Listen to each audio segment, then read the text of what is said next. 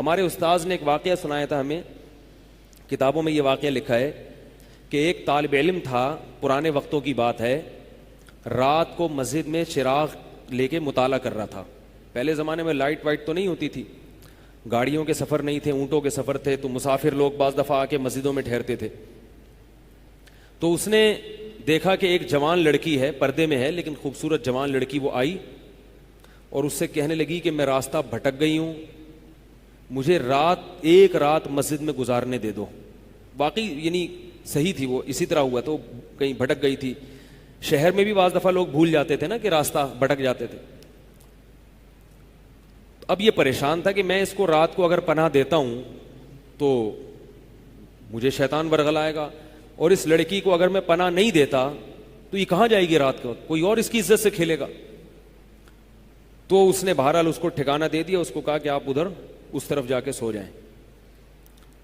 نتیجہ کیا نکلا ہے کہ وہ لڑکی اس کو دیکھ رہی تھی، یہ کرتا کیا ہے، اس کو بھی اپنی عزت کا ڈر تھا نا کہ کہیں یہ دست درازی نہ کرے.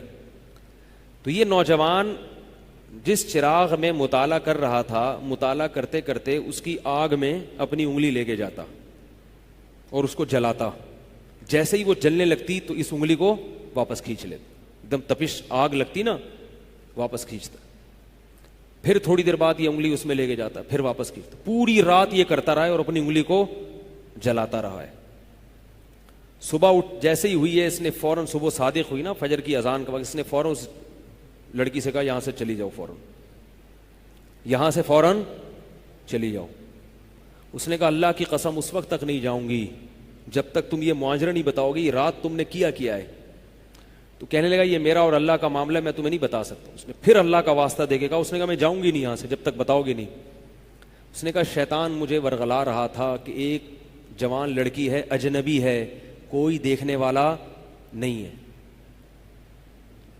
کوئی دیکھنے والا نہیں ہے، تو زنا کر لو اس سے، کوئی دیکھنے والا نہیں ہے.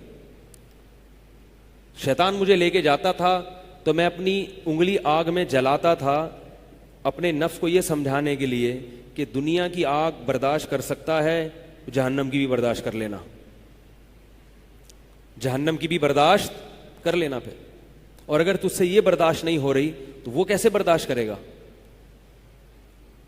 کہہ رہے جب میں آگ میں جلنے لگتا تھا نا تو میری چیخ نکلتی تھی کہ یار یہ نہیں ہو رہی تو وہ کیسے برداشت ہوگی. حدیث میں آتا ہے جہنم کی آگ دنیا کی آگ سے 70 گنا زیادہ گرم ہے، 70 گنا زیادہ گرم.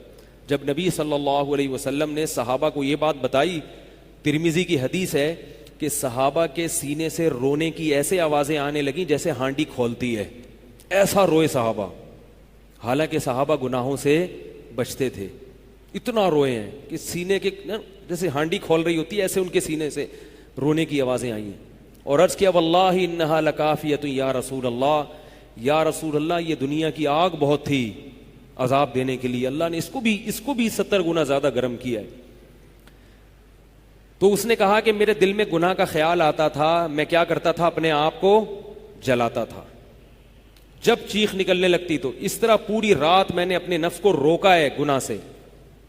تو تقوی کی برکات ہوتی ہیں. اس لڑکی نے کہا، اب گھر میں جا کے اپنے والد سے کہا کہ میں اگر نکاح کروں گی تو صرف کس سے کروں گی، اس نوجوان سے، یا عفیف اور پاک دامن ہے.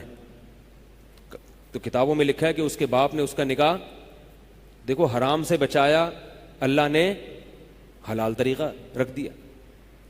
تو جو بھی زنا سے بچتا ہے نا، یاد رکھو جیسے زنا کرنے کا عذاب بہت سخت ہے، ایسے ہی کسی کو زنا کا موقع ملے اور وہ بچ نکلے اس کا ثواب بھی بہت زیادہ ہے.